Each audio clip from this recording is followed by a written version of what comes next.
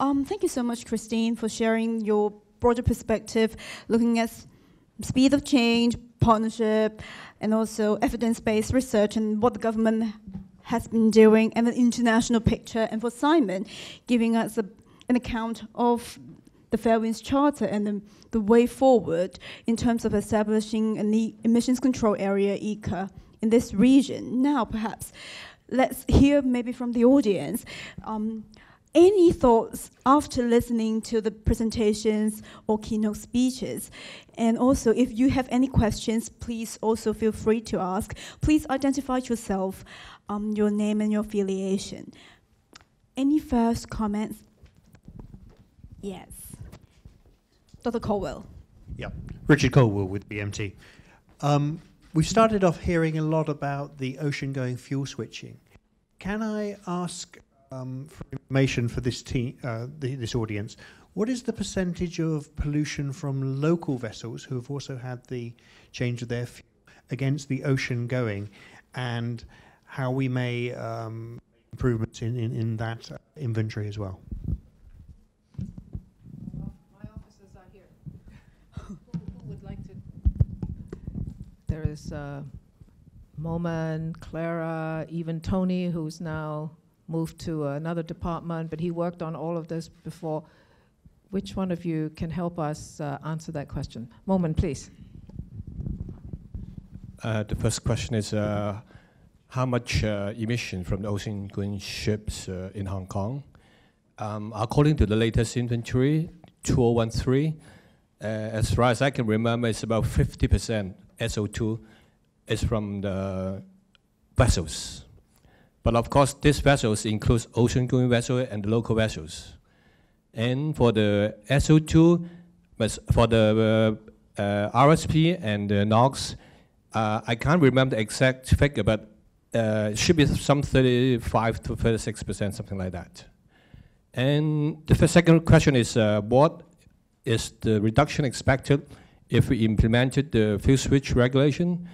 And the reduction should be more than 60% while the ship is burping. I think you asked a slightly different question, right? Yes, yes, yes.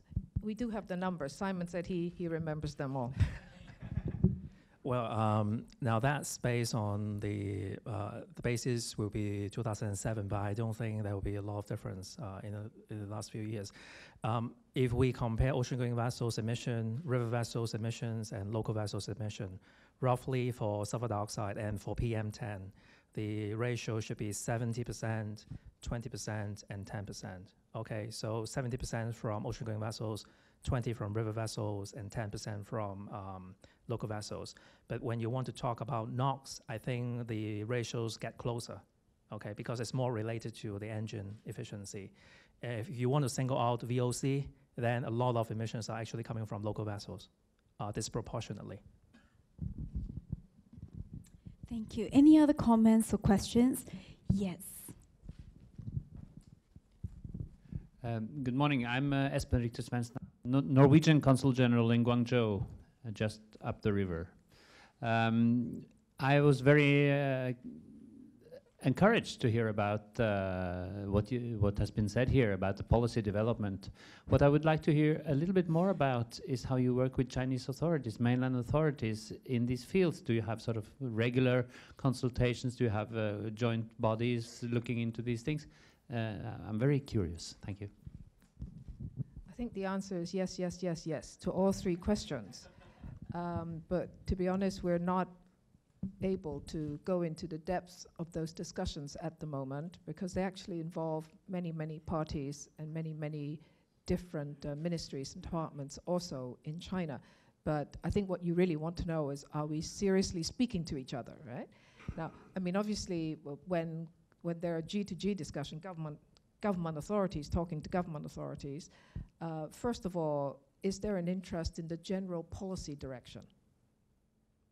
You know, are we just talking like we're talking about everything else, right? Or are we specifically looking at what to do with ships' emissions? So I think the answer is we're looking very specifically as a nation on ships' emissions. Secondly is everybody who needs to be involved beginning to come into the room, right? The answer is yes. Because obviously there's not just the Ministry for the Environment, but the Ministry of Transportation. There are many players. There are many players. Are they being involved? Yes, the answer is yes. Are we having more and more regular discussions? Again, you know, the different exchanges, not just with Hong Kong, but there's a lot of discussions on the mainland by various mainland institutions. So the answer is yes, there's a lot of discussions. If I may just add, other than the G2G discussion, there are a lot of non-G to non-G discussions as well. So for civic exchange, we're working very closely with universities in the mainland, with research institutions, to try to do more research with them and to share our experience. Yeah, Mr. Poon. I think there's a Joseph Poon from the TCC group. I think there's a lot to be said about the PPP model involving the private industry practitioners, for example, in particular. One of the things we talked about before the opening of conference was actually the difficulty of, let alone convergence of standards, you know, just to have some consistency or core consistency amongst different big regimes. I think it's very difficult, in particular, just with accounting or anything you talk about is the US standard, the EU standard, and the rest of the world, and sometimes China comes in the picture. Is there any hope actually to help the poor ship owners who have to deal with all this with the same ship, I mean the same tank and other configurations, you know, doing global trade? You know, I mean, can you guys feel the pain that we are feeling? And is there any chance at all that people will talk and have some basic consistencies to help us navigate, not just the commercial reasons, but it's the risk imposed by different standards, really? Well, I must say, you and I need to talk more. Yes,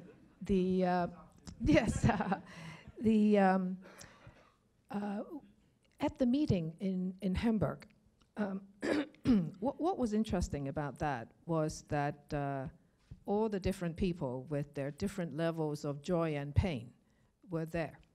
Then obviously, you know, I mean, a conference, an open conference is like this, but actually what we need to do specifically is to understand the specific pains and problems of all the different players. So I think at this stage, because if we go along with Simon, your picture, right, then what's the next few years going to be about? What do we need as policymakers? Because I think there are a number of critical parties that need to understand each other better. So if China is going to go for a CKR, ICA, you know, a bigger national stage for this, what is it that you want the different authorities to understand about your pain? And I think what you're probably saying is, how can you communicate your pain more effectively with us? So I think we need to perhaps set up some meetings to better understand your message, because you want to get at the more technical level now.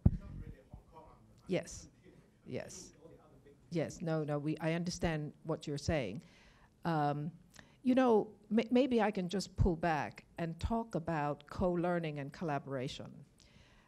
We have had this experience in Hong Kong, but it took quite a lot of time. In the government, we've become more and more used to doing what we call stakeholder engagements. And the stakeholder engagement is precisely to talk about all the different issues that we don't necessarily understand. And your concern is the different players who have to make adjustments and investments in the long term to comply with whatever policy makers are thinking. You want to have a good discussion beforehand. So how can we achieve that now that mainland China is interested in exploring this issue? Maybe this is a subject that Shanghai, Shenzhen, ourselves can also take back. Now, I suspect that on the mainland, because you know it's also new for the Hong Kong government, right, to do this kind of more close stakeholder engagement, how we can perhaps replicate some of that where the messages can reach the mainland authorities. I personally think that's very important, how we make that work. We need also friends, and we need probably the shipping and port sector to also use your contacts on the mainland to get your message through. So I think my advice is, you know many, many people too. How can the shipping sector be more strategic now that you know the door is open on the subject, to use your influence to make sure that your concerns are understood and taken into account?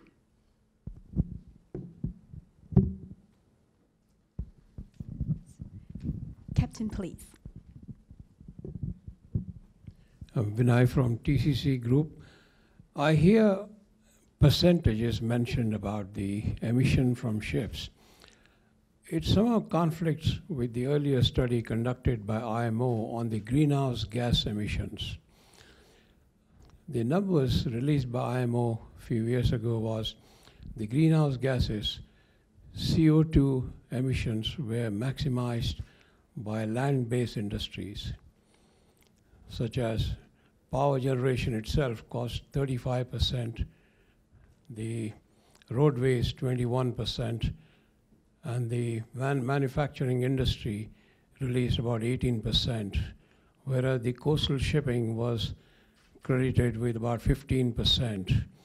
Surprisingly low was the airline 4% and ocean shipping 3% only. Others, such as housewives cooking at home and all that, was about 4%. How do you compare the ship emission from ships which come into Hong Kong harbor as against the land-based pollution which is on record? Are there any aggressive steps taken to curtail or identify or reverse that process? Let me try to understand the question. Is, do we know what is the CO2 contribution from the marine sector? From land-based, yes. We do have an emissions inventory in Hong Kong for,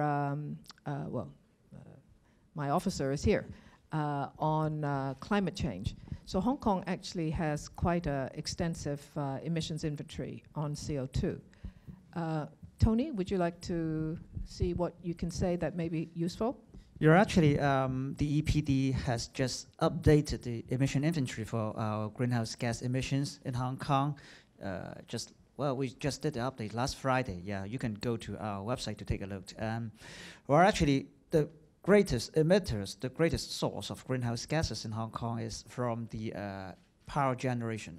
It accounts for about 68% of our greenhouse gas emissions altogether. And the second sector is the transport. When we talk about transport, we mean mainly the on-road transport, that is the on-road vehicles, plus some